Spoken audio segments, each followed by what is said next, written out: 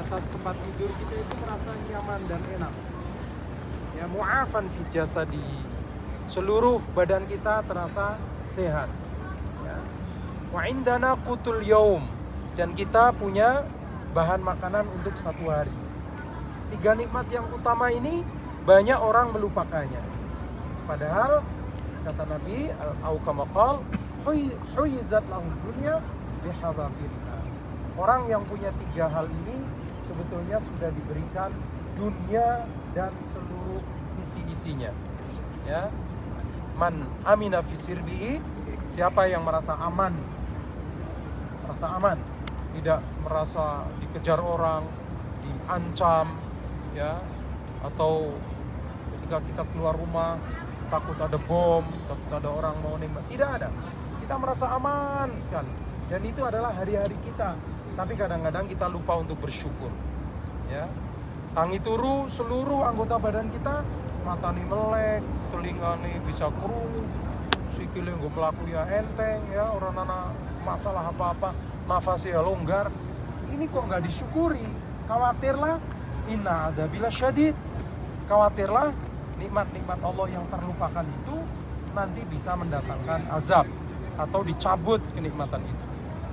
Maka ucapan kita pertama bangun tidur itu kan alhamdulillahilladzi ahyana ba'dama amatana wa ilaihi. Artinya apa? Alhamdulillah ya Allah, terima kasih. Terima kasih ya Allah, Engkau telah menghidupkanku setelah tadi Kau matikan aku. Ditidurkan itu kan hakikatnya dimatikan. Kita nggak bisa apa-apa ketika tidur. Ahyana, Kau telah hidupkan aku setelah tadi Kau matikan aku.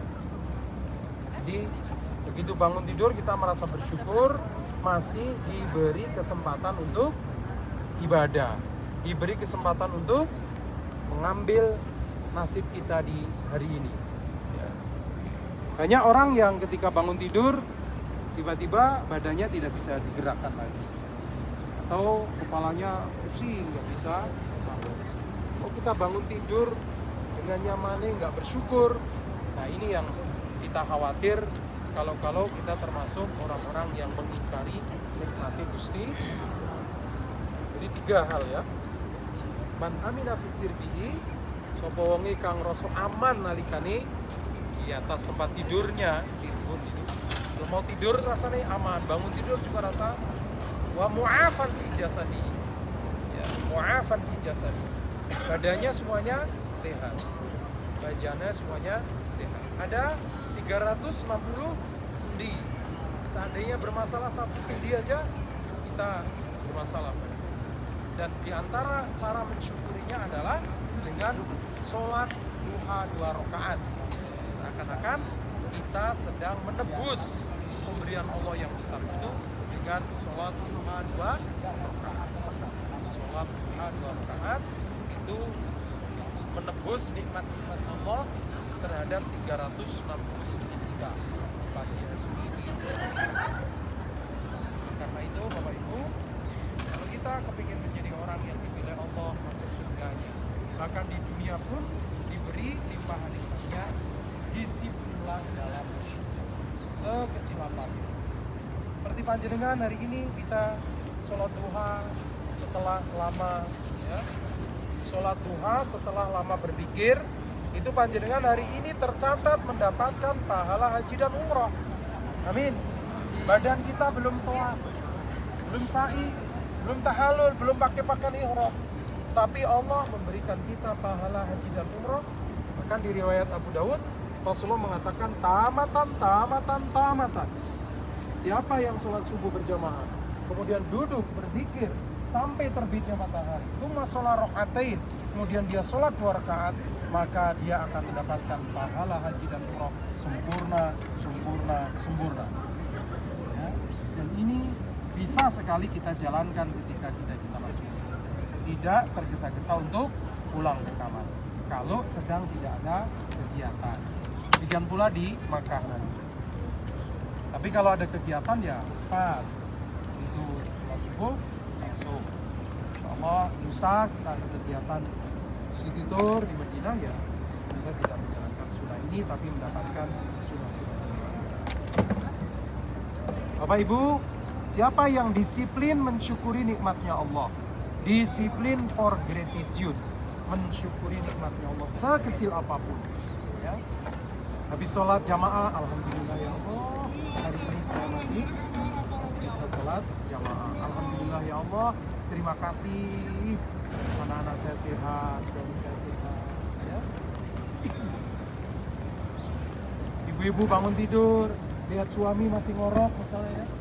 Bersyukur apa enggak? Bersyukur, alhamdulillah. Besoknya ngurung jadi randa. Bersyukur.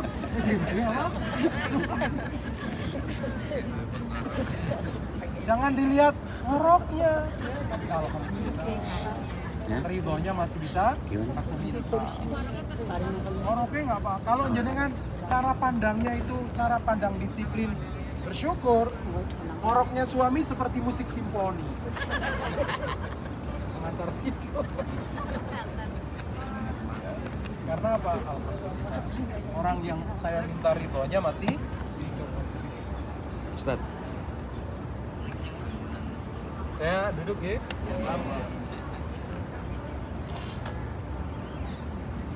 Ya, kalimat disiplin for gratitude. Orang yang selalu disiplin untuk mensyukuri nikmatnya Allah, itu udah pasti janjinya Allah akan ditambahi nikmatnya itu. Sekecil apapun. Makan, habis makan kan nggak cuman wah enak banget gitu kan. Jadi apa amana wa saqana wa ja'alana minal, ya Allah terima kasih kau memberi aku makan, kau memberi aku minum, dan kau masih tetapkan aku sebagai orang yang beriman. Bahkan keluar dari kamar mandi pun kita merasa bersyukur karena apa? Semua penyakit-penyakit kita dikeluarkan oleh Allah. Alhamdulillahilladzi adhaba 'anil adha wa 'afani. Ya. Jangan ngilang-ngilangna pemberian suami be. Bisa menjadi asbab masuk neraka, apalagi ngilang-ngilangna pemberiannya Gusti Allah. Aja ngilang-ngilangna pemberian suami, itu saja bisa menjadi asbab. Ya betul. Nah, disiplin for gratitude Bapak Ibu, kita rajin ya bersyukur. Nah, pada pagi ini kita ingin mendefinisikan sing jenis syukur itu apa gitu. Apakah cukup dengan hanya mengucapkan alhamdulillah? Syukur itu definisi yang paling bagus adalah sorfun ni'am li ta'atillah. Menggunakan nikmat Gusti Allah ini untuk mentaatinya. Menggunakan nikmatnya Allah untuk apa? Mentaati, itu definisi yang paling bagus. Sorfun ni'am li ta'atillah. Menggunakan nikmatnya Allah untuk mentaatinya. Contohnya jenengan salah satu hamba Allah yang pandai bersyukur, ketika punya uang dipakai untuk umroh, dipakai untuk haji, dipakai untuk wakaf, dipakai untuk sedekah, dipakai untuk kebaikan. Ya, tidak semuanya dimakan, tidak semua disimpan, tapi ada sebagiannya yang dimakan. Itu yang disedekah, yang diberikan jaminan. Maka dengan termasuk abdan syakur.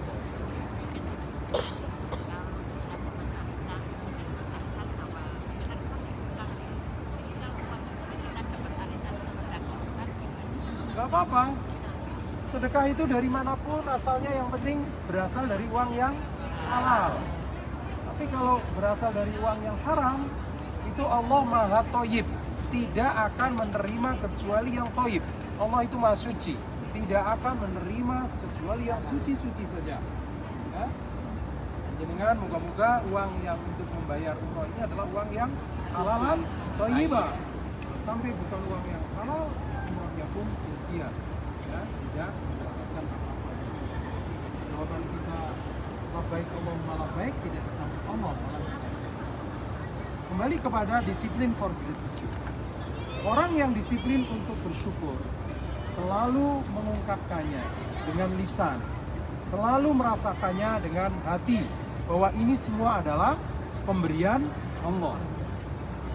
Jangan sekali-kali kita menyombongkan diri bahwa apa yang kita capai ini adalah karena kekuatan kita, karena kepandaian kita, karena maka kalau dipuji orang, tanda orang itu pandai bersyukur, dia tidak sombong. Dia akan mengucapkan ada min fadli rabbi. Ini semua karunia Allah. Jangan mengatakan ibu jenengan kok awet muda, umur 60 kayak 35 ya. Terus panjenengan bilang, "Duh, krimnya aja MS Glow, facialnya." Atau jenengan dipuji, putrane jenengan lah pinter-pinter mau sapa dingin. Yang anak perlu pinter kabeh sing jidok sing bodoh turun trama wae. Jangan membandingkan atau menisbatkan pemberian Allah itu kepada diri kita. Jadi kalau dipuji, jawaban kita adalah ada ini semua karunia. Coba jangan jawab dengan kata-kata itu. Boleh pakai bahasa Arab, ini semua karunia Allah. Boleh memakai bahasa Indonesia Arab, ada min fadli. Oke? Bapak-bapak semua lah sehat-sehat banget loh ibu. Ini semua karunia bukan karena jenengan bawa di rumah manusia batu sauda yang itu asbab. Ya? Jadi kan masya Allah awet muda.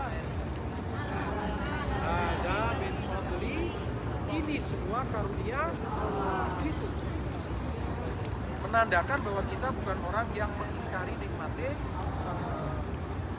Dipuji juga lah suge teman. Suara suge priwon, das go sikil go. Mahal terus apa tidak orang suge sih priwe. Nah itu jawaban orang yang sombong. Jawaban orang yang ngilang-ngilangna pemberiannya Gusti. Sing ngilang-ngilangna pemberian suami be bisa masuk neraka, apalagi hilang-hilangna pemberiannya. Maka disiplin for gratitude, Bapak Ibu. Ketika kita memiliki nikmat, kembalikan nikmat itu kepada pemberinya, yaitu Allah Subhanahu wa taala. Kembalikan ya nikmat itu kepada sang Ustaz. Museum Quran masih buka nggak? Gafil wala. Gafil. Kita nggak bejo, tidak bisa mengunjungi Museum Quran.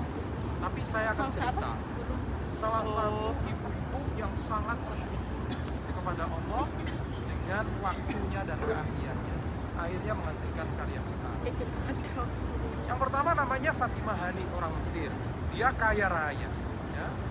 Membuat bifet yang akan dihadiahkan untuk Masjid Nabawi untuk menyimpan Quran dari masa ke masa. Tapi bifetnya Masya Allah, bifet yang terbuat dari kayu yang terbaik, hiasannya itu gading gajah. Hiasannya PPD kayak gading gajah sama mutiara. Gue gawe 6 yang di museum sana sama. Dia habiskan sekian uangnya untuk itu. Tapi kan apa yang dia lakukan, apa yang dia punya dikembalikan ke jalan Allah lagi jadi jariah.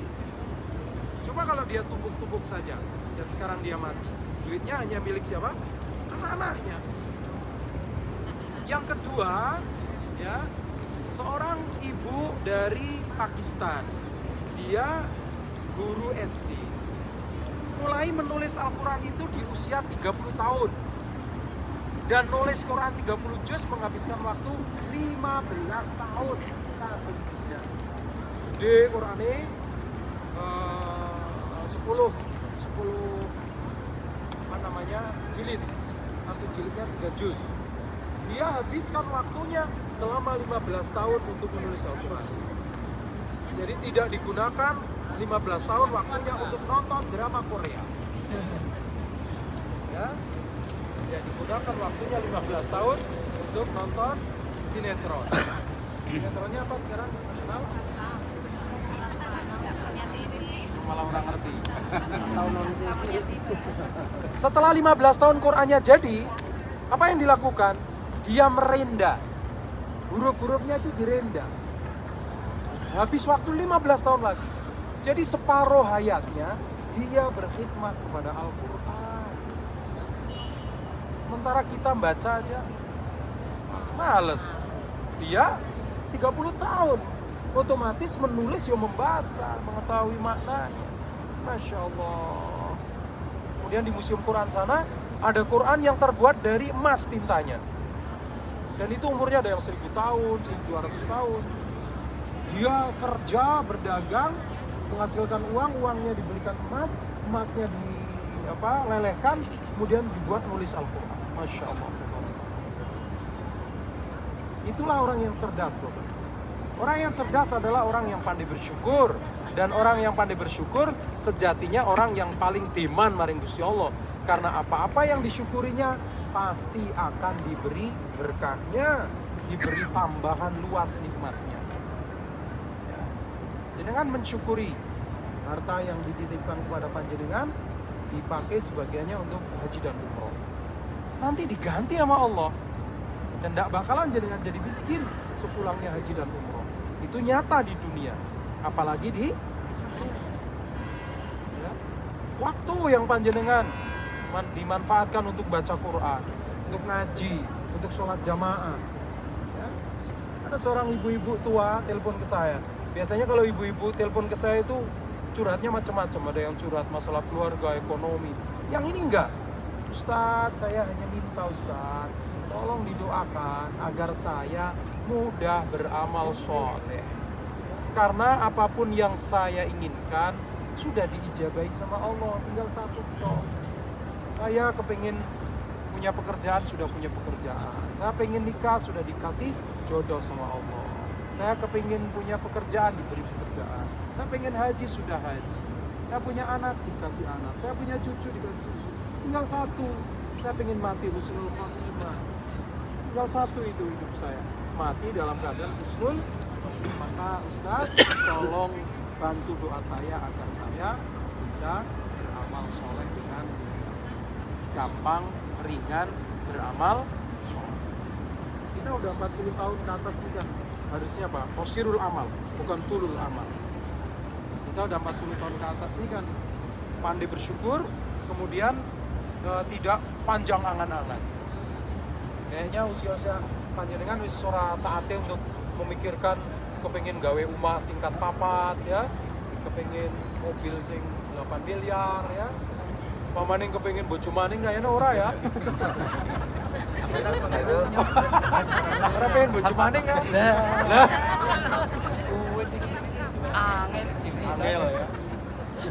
Jadi pikirannya sudah, ya Allah, moga-moga ditunjukkan jalan pulang yang terbaik, husnul apa yang saya bisa, saya dedikasikan pada Allah. Bisa jadi tukang sapu nih musola kita, itu sudah tugas kita. Ya Allah, saya disuruh apa manut ya Allah. Suruh jadi marbotnya masjid yang hanya buka tutup masjid, saya manut ya Allah. Suruh nguri-uri bocah TPQ cah 10, saya manut ya Allah. Jadi nyadong dawuh maring Gusti Allah supaya kita itu banyak berbuatnya. Jangan sampai di masa tua malah kita tidak ada yang dilakukan apa-apa. Ya. Jangan tulhikum amwalukum wala auladukum an dzikrillah. Janganlah hartamu, anak istrimu melalaikanmu dari zikrullah, melalaikanmu dari zikir kepada Allah. Bapak Ibu, semakin panjenengan disiplin untuk gratitude, disiplin untuk bersyukur, maka semakin mulia, semakin bahagia bagi panjenengan. Ya. Menerima kenyataan hari ini disyukuri saja. Alhamdulillah, dan tidak usah membanding-bandingkan kenikmatan kita dengan yang dimiliki oleh orang lain, apalagi sampai timbul hasad dan dengki. Na'udzubillah. Al-hasudu la yasud. Hasad itu tidak akan mulia. Bahkan hasad dan kedengkian kita bisa menghanguskan, melenyapkan, menghilangkan amal kebaikan yang sudah kita. Baik, pelajaran pagi hari ini adalah disiplin for gratitude. Panjenengan rajin-rajin bersyukur pada Allah. Dengan cara apa? Dengan cara lisan mengucapkan hamdalah, dengan cara hati mengakui bahwa ini semua adalah nikmat dari Allah. Jangan sampai menisbatkan dengan kekuatan kita. Maka kalau dipuji jawabannya apa?